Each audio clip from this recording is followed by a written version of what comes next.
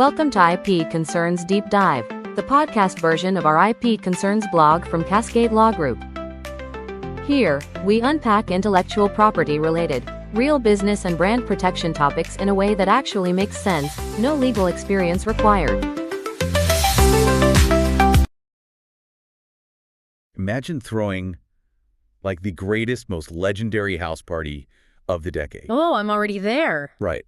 The music is absolutely perfect, the drinks are flowing, and everyone is just having the time of their lives. Sounds incredible. But then, you look at the guest list and realize you accidentally invited the local noise compliance officer. Oh, no. Yeah, the mood just completely drops. Welcome to today's show, everyone. We are super excited for this one. Brought to you by Cascade Law Group. And our mission today is navigating the FIFA World Cup 2026 Intellectual Property Compliance Guide. Because honestly, if you run a business, you absolutely want to capitalize on this massive event. Exactly. You just want to do it without getting sued into oblivion. Okay, let's unpack this. It really is a phenomenal topic because it blends that massive, totally uncontainable passion of global sports with, well, some of the most rigid legal frameworks on the planet. Totally. I want you to picture this. It is June 2026. Okay, I'm picturing it. You own a bar or a restaurant in, say, Los Angeles, Miami, or maybe Kansas City. Awesome host cities. Right. And your place is packed to absolute capacity. For once, the TVs are perfectly cooperating. Which is a miracle in itself. A total miracle. Your staff is in absolute perfect rhythm, and fans are just screaming and cheering for every single goal. Oh, man, the smell of the food, the spilled beer, the roar of the crowd. Yeah, you have repeat customers flowing in, and the exact buzzing electric atmosphere you have always dreamed of. That sounds like the absolute peak of hospitality, like the ultimate win for a business owner who has probably been prepping for this month for, what, a year? Exactly. I mean, the margins in hospitality are razor thin, right? Oh, absolutely. So a month-long global tournament is the ultimate financial lifeline. But hanging over all of that joy is a very real, very expensive threat. Right, because while you are hyper-focused on providing this great experience and, keeping the kegs flowing, the absolute last thing you want is an intellectual property problem. Precisely. Because that morphs into a massive legal headache. To go back to that house party analogy earlier. The noise compliance officer. Yeah. The noise compliance officer isn't just asking you to turn the music down. They are a team of corporate lawyers armed with cease and desist letters. And they are ready to freeze your assets and shut down your entire promotional strategy overnight. But, I mean, is that actually realistic? Like, would a global sports body really go after a local pub in Kansas City? They absolutely would, and they do. That compliance officer has a very strict rule book. Wow. So for businesses, hosting watch parties for the games is entirely permissible. It's actually encouraged. Okay, that's a relief. Yeah. The true legal danger has nothing to do with broadcasting the games on your televisions. Instead, the risk is entirely rooted in how a business chooses to promote the event. So it's about the marketing. Exactly. The foundational rule is that you can host these events, but you cannot market them as if you have an official connection to the organizers. I see. Recognizing this distinction between showing the game and marketing the game is the key to avoiding legal trouble. It's honestly so funny to think about. Simply turning on your giant flat-screen TV and broadcasting the game to hundreds of paying customers. Perfectly fine. Totally cool. Yep, no problem at all. But printing a generic flyer that happens to use the wrong word, suddenly that is where the legal line gets drawn and the lawyers get mobilized. It sounds wild, but it's true. So why is the promotion so much riskier than the broadcast itself? Because of the underlying mechanics of IP law, the separation of broadcast rights versus promotional rights is the cornerstone of intellectual property law in sports. Ah, okay. Broadcasters have already paid billions to distribute the video feed to the public, so that's covered. Right. But the rules target the perception of a business relationship rather than the communal act of watching the sport. Okay, the text literally states, and I'm quoting here, you can host watch parties, but you cannot market them as if you are officially connected to FIFA. That's the golden rule right there. And it elaborates, for most businesses, the issue is not showing the games, it's how you promote your event. Which is such a crucial distinction. It really is. Which makes me wonder, what exactly constitutes marketing for a small local business? Well, anything designed to draw people into your venue for commercial gain is marketing. Does a simple chalkboard on the sidewalk count as a promotion? Like, just chalk? It absolutely does. Then how do you invite people to an event without saying exactly what they're coming to watch? The guide actually spells this out clearly. It says the safest approach is simple. Keep your promotions generic and original. But in the modern age, Mhm. the definition of promotion is so broad. Is an Instagram story considered a formal promotion? Yes, definitely. Because it leaves a digital footprint that acts as an advertisement for your venue. Wow. Okay, what happens if a customer markets it for you? Like by tagging your location in their own photos of the game? That is generally safe, actually. It's organic, user-generated content, provided you don't aggressively repost it in a way that looks like an official marketing campaign. Good to know. And finally, can you safely run specials during the match, like food and drink specials? You can run specials, sure, but the danger is entirely in what you name them. If you tie the special to the official branding, you cross the line. Since we know the real danger lies purely in the marketing, we have to look exactly at what triggers that danger. Which leads us directly into the concept of unauthorized association. Right. Let's get into that. What is that exactly? So ambush marketing is the practice of attempting to hijack the immense hype of a global event without paying for official sponsorship. Ah. And unauthorized association occurs when a business's marketing suggests an official relationship, even if the business did it completely unintentionally. Even unintentionally. Yep. Organizers police this aggressively to protect the massive investments of their actual paying sponsors. That makes sense from their perspective, I guess. Yeah, the law does not care about the business owner's intentions. It Yeah. only cares about the public's perception. Wow. Ultimately, local businesses must find a way to capitalize on the excitement without crossing that invisible line. I just love the term ambush marketing. It's aggressive, right? It really is. It makes it sound like, I don't know, tactical commandos are dropping from the ceiling of a pub in night vision goggles to hand out 2-for-1 drink specials to unsuspecting patrons. It does sound like a military operation, but to the organizers, it's a very real threat. The guide warns problems arise when marketing suggests an official relationship with FIFA, even unintentionally. Right. And it specifically notes this is often referred to as unauthorized association or ambush marketing. But the text also reassures us.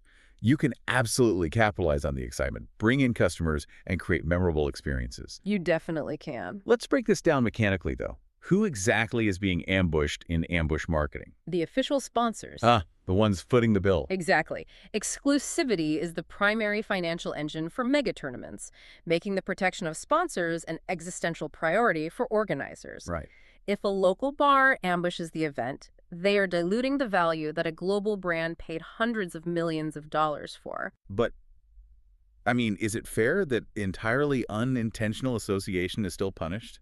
Well, IP law doesn't weigh fairness or your internal thoughts, right? It Right. strictly measures market confusion. If a consumer gets confused, you are liable. But practically speaking, how can organizers possibly track this across thousands of local bars and restaurants? Like, they can't be everywhere. They don't have to be. They use digital scraping tools, geofencing, and AI to scan social media for keywords and imagery linked to commercial addresses. Oh, wow. So the internet tells on you. Exactly. Why not just let small businesses naturally ride the wave of the event? It seems like it builds the sport overall. It does, but intellectual property rules apply the same strict scrutiny to a local pub as they do to massive rival global corporations. Oh, I see. If they let the pub slide, they lose the legal standing to sue a rival beverage company for doing the exact same thing. That actually makes total sense. Yeah. But where exactly is the line between celebrating an event and ambushing it? It's thin. Can a business accidentally ambush market themselves into a lawsuit just by being too enthusiastic? Yes, overenthusiasm is usually what gets small businesses caught. Does capitalizing on excitement inherently require walking a legal tightrope? It does, which is why you have to know exactly where the tripwires are. Understanding how businesses get in trouble for association naturally forces us to define what exactly they're associating with, like the specific assets that are strictly off limits. Right, and there are a lot of them. Let's hear it. The tournament organizers own an incredibly wide-ranging portfolio of intellectual property. Okay. This strict umbrella of protection includes official logos, the distinct image of the World Cup trophy, event names, and official slogans. Slogans, too. Yes. Surprisingly for many, even the specific host city branding is heavily guarded. No way. Yeah, these assets are exclusively reserved for partners and sponsors who have paid for authorization. Using any of these specific assets is a direct violation, leaving virtually zero gray area for local businesses. It is wild how strict this is. You almost have to laugh imagining some cozy local dive bar getting slapped with a massive lawsuit just because they accidentally drew a logo on a cocktail napkin that looked a little too much like a golden globe being held up by two figures. As funny as it sounds, it happened. Seriously. Seriously. The guide makes it crystal clear. It states, FIFA owns a wide range of protected intellectual property tied to the tournament. Right. And it details that. This includes official logos, the World Cup trophy image, event names, host city branding, and slogans. And it plainly states, these assets are reserved for authorized partners and sponsors. So let's dig into the why here. Sure. Why is the physical image of the trophy itself treated as protected property? Because IP portfolios for mega events are comprehensive, restricting both textual elements like slogans and physical visual elements. So it's not just a trophy. Right. The trophy acts as a 3D trademark. It is a unique sculptural asset designed specifically for commercial identification. How can an organization claim ownership over a host city's branding? Like, they don't own Los Angeles or Miami. They don't own the city name itself, no. But host city branding restrictions often catch local business owners off guard as they assume they have a right to freely use their own city's promotional imagery. That makes sense. But what the organizers own is the trademarked, stylized pairing of the city name, the year, and specific tournament fonts used for commercial sports marketing. Oh, okay. Are abbreviations of the event name protected as well? Absolutely. Then is it illegal to simply write World Cup 26 on a printed menu? Yes, that is a direct infringement. Wow. What if a business tries to use old logos from previous years, like something from 1994? Those are still active trademarks owned by the same organization, so no. Are ticket giveaways strictly forbidden without authorization? Yes, because the ticket itself is a regulated commercial asset. Can you sell VIP packages that happen to include match tickets? Not without becoming an authorized hospitality partner. Otherwise, it is unauthorized commercial packaging. Since there is an absolute minefield of protected assets to avoid, businesses need a foolproof way to navigate their marketing. Which brings us to the ultimate sniff test. Yes, this is so important. Before launching any promotion, businesses must apply a foundational test to their marketing materials. Okay, what is it? This test relies on the perspective of a hypothetical, reasonable person. The reasonable person. Yes. If this reasonable person would think the business is officially connected to the organizers, the marketing fails the test. Oh, wow. Crucially, if the answer is even a maybe, the business must immediately revise its strategy. The ultimate goal of this test is to ensure businesses are celebrating the sport itself, rather than hijacking the brand. The mythical, reasonable person. I always love when the law brings them up. It's a classic. I just want to know if this perfectly objective, completely reasonable person exists anywhere in an actual sticky-floored sports bar at 10 p.m. on a Saturday. Probably not the guy you'd ask for legal advice. Definitely not. But the guide puts it front and center. Before launching any promotion, ask yourself, would a reasonable person think my business is officially connected to FIFA? Right. It follows up with, if the answer is yes, or even maybe, it's time to revise. And it leaves us with this gem of advice. Celebrate the game, not the brand. But honestly, let's push back on this. How does the legal world actually define a reasonable person? Well, they define it as an average consumer with a standard level of attention. Standard level of attention. Him. But isn't a standard based on maybe completely subjective? That seems incredibly frustrating for a small business whose livelihood is on the line.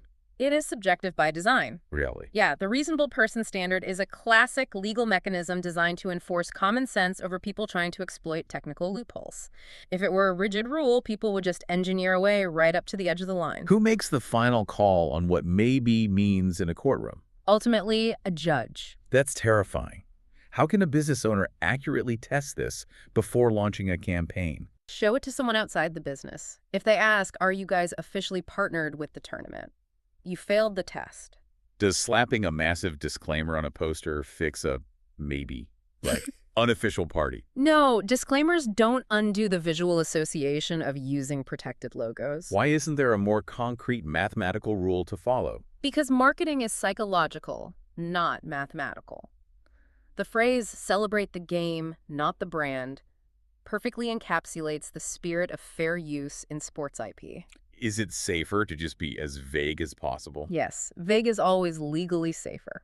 Now that we have a standard to measure against, we need highly practical ways to pass that test while still filling your venue with fans. Vague is safe, sure, but vague doesn't always sell drinks. That's the We challenge. need to make the promotion exciting. Right, and there are actionable, safe steps businesses can take to create effective promotions. Like what? The best practice is to lean heavily into generic phrases like soccer watch party or match day specials. Instead of official branding, businesses should create custom designs using general soccer imagery or broad country themes. Maintaining marketing that is creative, original, and entirely independent is the safest route. So DIY it. Exactly. By doing this, businesses can completely avoid legal risks while still reaping all the financial benefits of the tournament buzz. The workarounds are hilarious, honestly. yeah.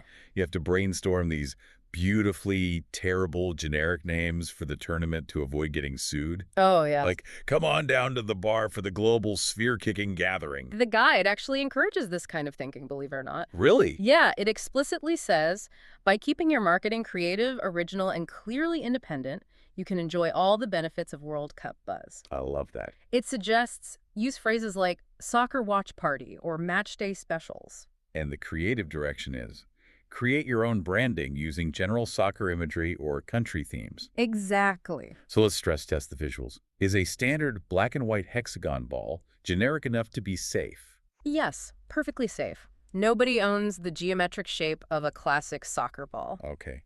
Can you freely use a participating country's national flag? Yes, country flags and national colors are in the public domain, offering a massive, perfectly legal loophole for creating atmospheric branding. That's huge.